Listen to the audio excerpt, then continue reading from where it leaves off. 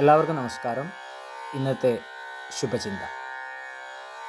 ആഗ്രഹങ്ങളിൽ കൂടി ജീവിതം സൃഷ്ടിക്കുന്ന പരിണാമവൃത്തിയാണ് മനസ്സ്. ബോധം മനസ്സിനെ നിയന്ത്രിക്കുന്ന അറിവും ആത്മസങ്കല്പമായി ഭൗതിക ശരീരത്തിൽ ജനിക്കുന്ന മനസ്സാണ് യഥാർത്ഥ മനുഷ്യനെയും മനുഷ്യൻ്റെ ജീവിതവും സൃഷ്ടിച്ച് മുന്നേറുന്നത്. ഓരോ ആഗ്രഹത്തിലും മനസ്സ് പുതുതായി ജനിക്കുന്നതാണ്. മിഥ്യയിൽ നിന്നും സത്യത്തിലേക്കുള്ള മനുഷ്യൻ്റെ പരിണാമം, അതിൻ്റെ വഴിതെറ്റലാണ് തിന്മ. മനുഷ്യൻ സത്യം വെടിഞ്ഞ് ജീവിക്കുന്നതിനും അസന്മാർഗ ജീവിതം കൊണ്ട് അവനവൻ്റെ സ്വന്തം നരകം സൃഷ്ടിക്കുന്നതിനും കാരണം ആത്മജ്ഞാനത്തിൻ്റെ അഭാവമായ അജ്ഞതയാണ്. ആത്മജ്ഞാനം നേടുന്നത് വരെയും മനുഷ്യന് സ്വയം സൃഷ്ടിക്കുന്ന നരകത്തിൽ നിന്നും മോചനമില്ല.